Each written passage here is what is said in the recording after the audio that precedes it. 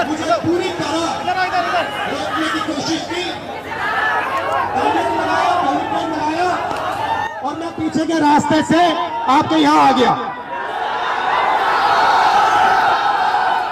देखिए,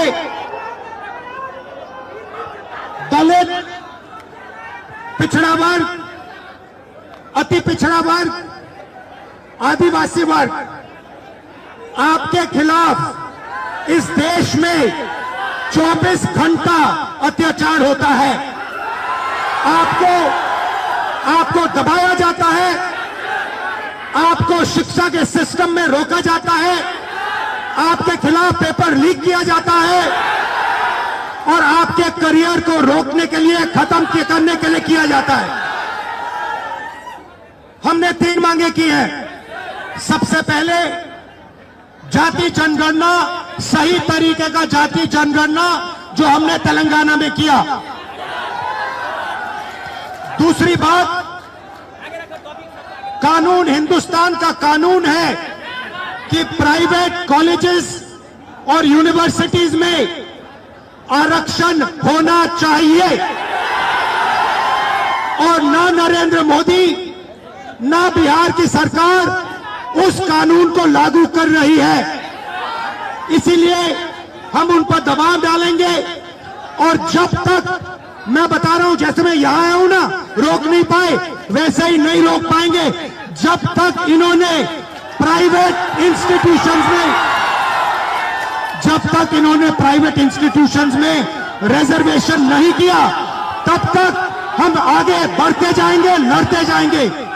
क्योंकि आप 90% हो, आप अपनी स्ट्रेंथ समझो, आपको भटकाकर, डराकर, दबाकर, आपके ध्यान को इधर उधर करके आपको रोका जाता है। इस देश में आपके लिए कोई जगह नहीं है। 90% के लिए इस देश में कोई रास्ता नहीं है। आप ब्यूरोक्रेसी को देखो, सीनियर ब्यूरोक्रेसी में आपके कितने लोग? 0। आप कॉर्पोरेट इंडिया को देखो, कॉर्पोरेट इंडिया में आपके कितने लोग? 0।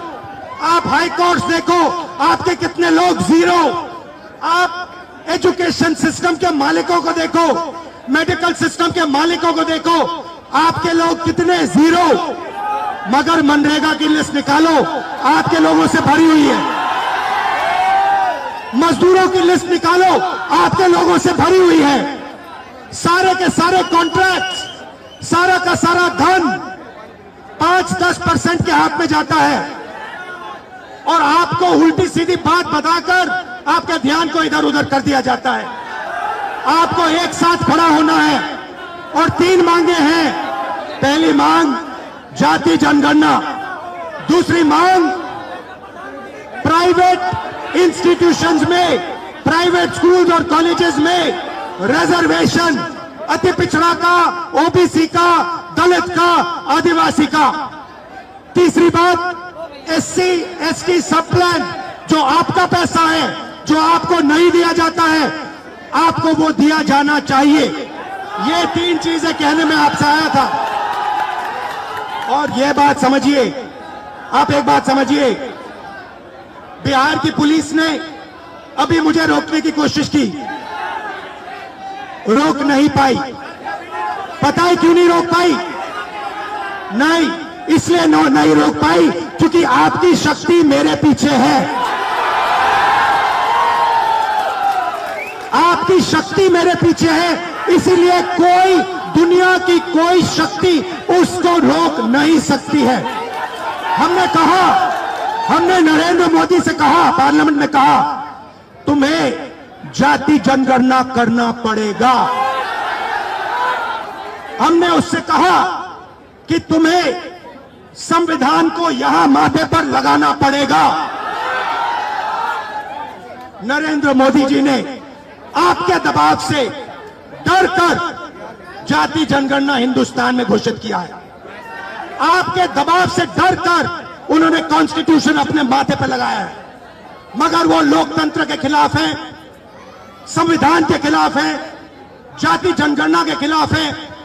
और जो 90% हिंदुस्तान की गरीब आबादी है, अति पिछड़ा, दलित, आदिवासी, माइनॉरिटीज, ये इन सब के खिलाफ है। ये अदानी अंबानी की सरकार है, ये आपकी सरकार नहीं है। आपने इतने प्यार से मेरी बात सुनी, इसके लिए आप सबको दिल से बहुत बहुत धन्यवाद। मैं जानता हूं SC ST अति पिछड़ा हॉस्टल्स में यहां क्या होता है। मैं आपको गारंटी देता हूं, जैसे ही हिंदुस्तान में सरकार आएगी, जैसे ही बिहार में हमारी सरकार आएगी, हम ये सारा का सारा बदल देंगे और आपके लिए जो होना चाहिए वो करके दिखाएंगे।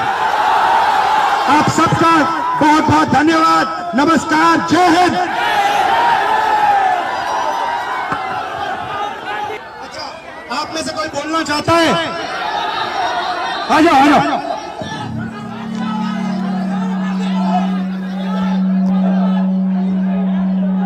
आपका नाम?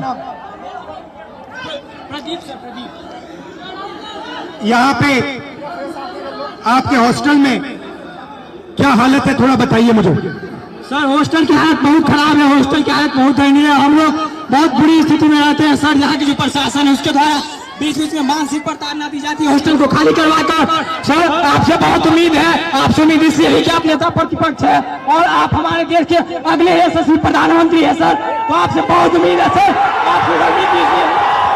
आपसे आपके साइड से, आप सबके साइड से लोकसभा में मैं कौन सा मुद्दा उठाऊं? सर लोकसभा में सर जो दलित के साथ भेदभाव होता है और शिक्षा का सर जो बजट है दिन पर दिन घटता जा रहा है और कल्याण विभाग की जो सर बजट है वो घटती जा रही है। दलित की शिक्षा तो सर दलित की शिक्षा योजना स्तर पे मिलती है लेकिन उसको जमीनी स्तर पे नहीं मिलती है सर। ये जो नई शिक्षा नीति है इसमें सर दलित विरोधी है, इसको डिजिटलाइज करने की बात की जा रही है, जबकि हमारे समाज में सर बहुत से लोग डिजिटल से बहुत दूर है, उनको डिजिटल का डी भी नहीं पता है। तो उसके लिए सर कुछ किया जाए और जमीनी स्तर पे किया जाए सर। आपसे उम्मीद है सर आप कर सकते हैं सर। ये जो पूरा शिक्षा का सिस्टम और स्वास्थ्य का सिस्टम प्राइवेटाइज हो रहा है, इसके बारे में आप क्या सोचते हो? सर ये सर प्राइवेटाइज करने का सर ये सरकार की जो मंशा है सर, उसे SC ST OBC को दूर रखा जाए सिस्टम से सर। हम लोग शुरू से सिस्टम से दूर है, न हमारा मीडिया में कोई है, न हमारा उद्योगपति कोई है, न हमारा बड़ा ब्यूरोक्रेट्स में कोई है। तो सर हम लोग को जो उसमें भागीदारी है वो देनी चाहिए सरकार को। मीडिया के बारे में बताइए थोड़ा।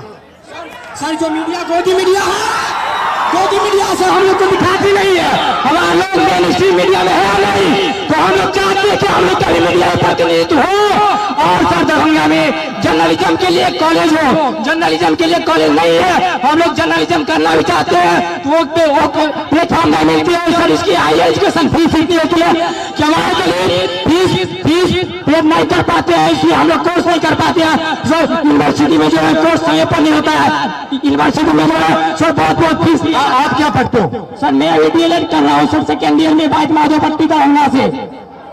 कैसा चल रहा है? सर DLED तो ठीक चल रहा है लेकिन सर आगामी TRE 4 है जिसमें 23-25 वालों को मौका मिले, इसके लिए भी हम लोग प्रोटेस्ट किए हैं सर, कर रहे हैं सर। और माता पिता क्या करते हैं, भाई बहन कितने हैं? सर मेरे माता पिता सर, मम्मी तो गृहिणी है, पापा एक मामूली ड्राइवर है सर। पापा जो है 300-400 दिहाड़ी पे काम करते हैं सर। हम लोग बहुत गरीब तबके से आते हैं, अगर ये हॉस्टल नहीं होती तो हम लोग को एक ऐसा प्लेटफॉर्म नहीं मिलता, हम लोग नहीं पढ़ते, इसलिए ये हॉस्टल है। और सर एक और मांग आपसे हम लोग करना चाहेंगे कि सर ये हॉस्टल है, हम लोग यहाँ मैट्रिक इंटर ग्रेजुएशन कर लेते, क्या मैट्रिक इंटर ग्रेजुएशन के लिए हम लोग को नौकरी मिलेगी? नहीं मिलेगी। तो कंपटीशन के लिए एक छात्रावास होना चाहिए, PG छात्रावास दलितों के लिए होना चाहिए, जिससे कि हम लोग आगे की पढ़ाई कर सके और देश के विकास में अपना योगदान दे सके सर। भाई बहन और पापा मामा से मेरी नमस्ते कर देना। Thank you brother.